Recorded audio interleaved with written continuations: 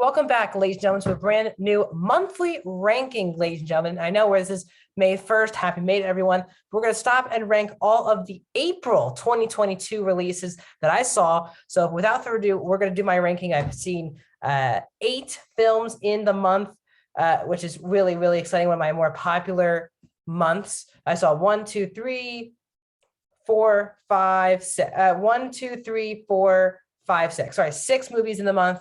Definitely a big month, a lot of big time movies. Oh, sorry, 7, because I saw Morbius at the end of March, so I can't forget about that. So Morbius is also in the list. So 7 movies will be on this list. So if you're new to the channel, please subscribe, ring the bell, do movie reviews, TV show reviews, streaming platform reviews, movie rankings, all of that kind of stuff. Also, please like the video, guys, the thumbs up button. That's how you support the channel, and comment down below with your ranking. I didn't get to see every single thing in the month. But let me know what you thought, and let's get started. So coming in easily at number 7 was Morbius. Now, I did see this movie March 31st. It came out April 1st, Friday, but I saw it Thursday night on the 31st. Did not include it in my March list.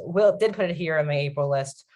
I just had a really bad experience watching this film. Now, I hear people defending it, and I think, as I said, I'm not the only person. I don't think it's one of the worst superhero films of all time, but I do want to say I just found it to be my least favorite film inside of whatever you want to call it, the Spider-Man franchise to date. It's not that Jared Leto was bad. It's not that any of the performances were bad. It just felt like a movie that had a script on a first draft. They shot it and they were like, we're kind of done writing it, so let's just work on it in the editing room. And it's just how it feels. It feels like a messy, chopped up film with all of its material that it was promoting it cut out of the movie. And then in the two, I do believe it's the worst 2 post-credit scenes I've ever seen in any movie. I think they are awful post-credit scenes that don't make any sense, both logically from a character motivation point of view, but the overall movie itself just doesn't really work.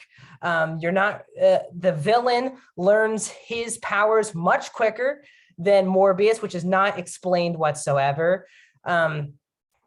The romance between Martine and Morbius is also not that thought out that well. I thought Martine, played by Adria Arjona, was my favorite aspect of the film. Some of the cops are kind of useless as well. And overall, it's just not a funny film as well. It feels like an old school film that's a bit cheesy, could be funny, very similar to the first 2 Venoms, but this one just doesn't come even close to the amount of fun that I had in at least the second Venom film. I even found Venom 1 more fun than this. So overall, just a disappointing experience, because Spider-Man's my favorite superhero, loved to be in the universe, but this movie wanted me to be out of the universe as quickly as possible. Coming in at number 6 is a Netflix movie called The Bubble. This might be the most disappointing movie I saw this month on the list, even though even though I'm a huge Spider-Man fan, I wasn't really expecting much from Morbius. I was expecting a lot from a new Judd Apatow written and directed film with, as you can see, this all-star cast: Karen Gillan and Leslie Mann and Keegan-Michael Key and Pedro Pascal, who we'll be talking about in just a little bit. Iris Apatow. I mean, this is Fred Armisen, a lot of cameos, fun cast with a pretty iconic comedic writer and director, but the film fell absolutely flat to me. I had, a really boring experience watching The Bubble. It's a comedy that did not make me laugh. The whole plot about the pandemic being involved, it's really about this cast shooting this blockbuster movie, trying to shoot this film, being the only film in the world shooting during the pandemic as they're quarantining. I didn't find, first of all, what they were kind of confused on which people to make the heroes, the main characters. And clearly they turned out that the actors who were basically complaining all set were the people who were the heroes. But the problem is that no one in this film is likable. Really no one. The only part that I actually enjoyed was the Pedro Pascal, Maria Bakalova dynamic. Sadly, they only had 2 or 3 scenes together, but they were easily, I thought, were the funniest and had the best chemistry together in the entire film. The rest of the film has some really questionable choices, having Iris Apatow's character be a TikTok star and with over 100 million followers. And the reason why she's in the movie is that she's a TikTok star. And her character in the movie has there's 3 TikTok sequences with the entire cast because the actors want to be noticed. They go on her TikTok to do these dances to be noticed. And it's just, I couldn't believe there were TikTok sequences, this many in the film. The film is over 2 hours long. And for me, for a comedy, it's just always tough to be over 2 hours. This film could have easily been cut 30 minutes to be a 90-minute film. So easily for me, the most disappointing movie on this list was The Bubble. We're going to move into the rest of this list, into our top 5 this month. These are all films I actually gave 3.5 or above. It was a really good month of those 2 other films. Number 5 for me, again, if my number 5 and number 4 are your number 1, I get it. I had a really good fun month here. Number 5 for me is Fantastic Beasts and the Secrets of Dumbledore. This is definitely for me my favorite film in the Fantastic Beasts trilogy, because this is definitely a way more focused storyline, definitely to the second one, but really than the first one as well. Because the movie, the problem with Crimes of Grindelwald is that I had a hard time balancing Newt trying to go after his creatures, and in between that, Newt and his friends with the creatures, and then also a serious, epic setup battle for Dumbledore and Grindelwald. And this movie, as in the title, thankfully, is mostly a Dumbledore movie. Jude Law's performance is excellent. He doesn't just look like, he's not just Jude Law, he definitely feels like the Dumbledore from the Harry Potter films. And his chemistry is a lot, thankfully, I know it didn't work out with Johnny Depp, and I actually love Johnny Depp in the second film. Now, watching this movie, I'm actually thankful that Mads Mikkelsen is Grindelwald. He has much better chemistry, and it seems a bit more realistic that he would be the one in love with Jude Law. The two have great chemistry. I do think Mads is a perfect Grindelwald. Tell me a little bit to get into it. Dan Fogler's Jacob continues to steal the entire franchise. He's been my favorite aspect of the new characters in the films, but I actually really liked Newt as a supporting character, not being the main focus. I quite enjoyed as well. I just had an easy watch in the theater, especially the last 40 minutes, I think are probably the best 40 minutes that the entire franchise, the trilogy, has had before. I did have a couple issues. I found Credence. They really built him up in the first one. He's kind of just a nothing, boring character that you just don't care about throughout the entire film. There's also, there's a lot of just missing characters who have missing backstories. Well, I found Hicks interesting. I just found Theseus and Lita's brother, Yusuf, from the second film to be really useless, especially coming off of Lita's death. It was just not brought up enough. And the first hour for me was quite boring, but overall I had a fun time with this Fantastic Beasts. Sadly, not doing well at the box office, so maybe this might be the end of this Fantastic Beasts franchise. Coming in at number 4 is the new DreamWorks film, The Bad Guys. I had a pleasant surprise in the theater. I was not expecting anything from The Bad Guys, but I love this new type of animation that DreamWorks has just not done before, especially the animation for Mr. Wolf. Mr. Wolf, for me, is one of my favorite new DreamWorks characters in a really long time, voiced by Sam Rockwell. It's just about these 5 criminals in this 5 and their animals living in this kind of mixture of a human and animal world, where including the mayor is a fox played by Zazie Beetz, and they're trying to turn good guys. This is a story that you've definitely seen before. It's not breathtaking new a script. It's not a breathtaking new story. You kind of seen this in a lot of kids' films, but there's a kind of an energy, a spark, and you actually really enjoy the characters in here. Found the film to be a lot funnier than I thought. I was laughing mostly throughout the entire film. And the voice cast is so good with Rockwell, Mark Maron, Awkwafina, Craig Robinson, Anthony Ramos. I love Zazie Beetz as Diane Foxington. I think her and Mr. Wolf, I would do a lot of movies off those 2 characters. So overall, I had a fun time watching The Bad Guys. I've also done a DreamWorks list with this movie on it, so please go to my channel and see that list as well. Let's move into, we are in the top 3. And at number 3 is, this is all films that are now 4 out of 5 and above, Sonic the Hedgehog 2. What a blast in the theater. This is probably the most fun I've had in a movie, maybe all year long.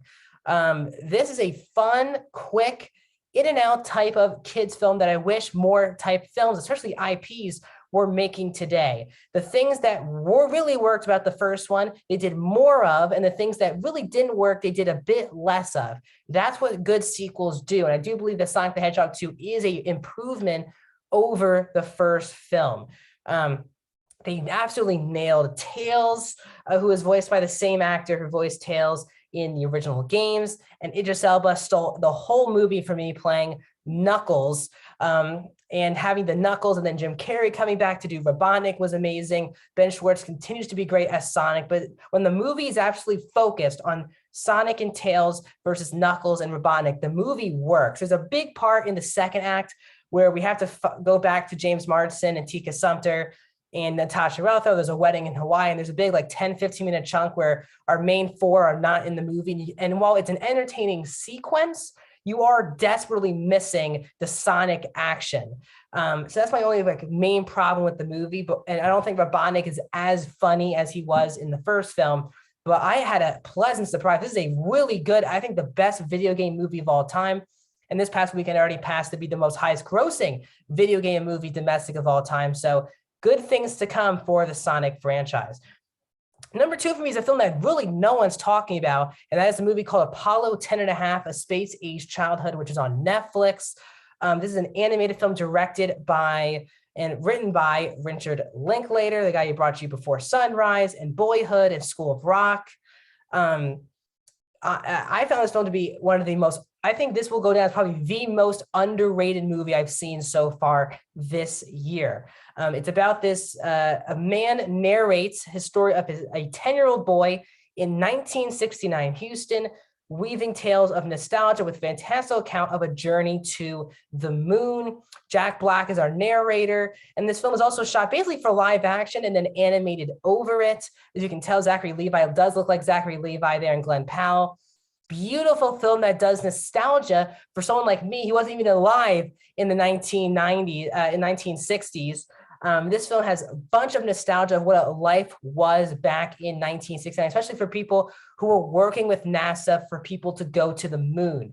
And how everyone these days has basically someone working for NASA, and how big of a deal it is, but also what it means to be a kid during that time. And it gives you a bunch of nostalgia from the 1960s, but also balances a fantasy element of what if the NASA needed a kid to be to the moon, and this kid who Jack Black voices it. It's a fantasy element of it. My only problem really with the film, the main problem with the film for me, was that at times it would do like the first 10 minutes of the movie is kind of the fantasy element, and the next 40 minutes is the real life stuff. And then it cuts, and you kind of forgot that there was a fantasy element to the film. And then it completely cuts back for the next 30 minutes to the fantasy. So I wish there's a better balance in the first half of the movie with that. The last 30 does a beautiful job balancing both, but I think the first half of the movie really struggles with the balance from a structure point of view with the script. But overall, what a easy breeze of a 90 minutes on Netflix with a lot of good nostalgia for someone who wasn't even alive in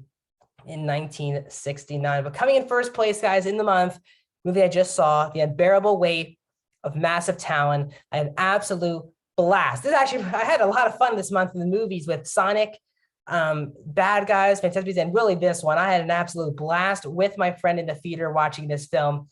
While I'm not the most massive Nick Cage fan, I got all the jokes. Really, this film is about Nick Cage. He's in a financial hole. This super fan of his, Javi, played by Pedro Pascal, invites him to his party to for $1 million, and soon the CIA realized that Javi actually might not be working for dirty people. So they need Nick Cage to go undercover to make sure Javi is either a good person or a bad version or a criminal. The reason why this movie works is the chemistry, the bromance between Nick Cage and Pedro Pascal. Might be my favorite bromance in a film in a really long time. Nick Cage is playing, obviously, he's playing technically himself, but it's definitely kind of like the internet's version of who they think Nick Cage is. But still, Nick Cage was great. Pedro Pascal is fantastic. One of my favorite, this is my favorite thing Pedro Pascal has ever done. I wish the CIA people were funnier because I love Tiffany Haddish and Ike Barinholtz, but I found them to be quite forgettable. The only part of the movie that I really did enjoy was the kind of the CIA. Once the CIA came a part of it and Nick came for a sequence, became like a spy, that's when the movie doesn't really get funny because you're losing that bromance between Cage and Pascal. But when they come back together, the movie then clicks. So overall, I had a blast. Unbearable Weight of Massive Talon is my #1 movie in the month. So that's my thought. That's my ranking of the month of movies in April. To go through it again, Morbius is at number 7. The Bubble is at number 6. Fantastic Beasts: The Secrets of Dumbledore is at number 5. The Bad Guys are at 4. Sonic the Hedgehog 2 at 3. Apollo 10.5: A Space Age Childhood is at number 2. And number 1 is The Unbearable Weight of Massive Talents. That's my ranking here on the channel. A lot of videos are coming down the line. We're heading down to Ozark Season 4 Part 2 spoiler breakdown here on the channel. Moon Knight on Wednesday, the spoiler review of the season finale of Moon Knight, as well as my box office breakdown show tomorrow on Monday. And then Friday, I'll be seeing Doctor Strange in the Multiverse of Madness. We'll give you my non-spoiler and spoiler reviews. A lot of videos coming out the next week. It's time for the summer for me. I'm done school this week, so I have a couple of 3.5 months of summer. So I can't wait to go put more effort here into the channel. I'll see you guys.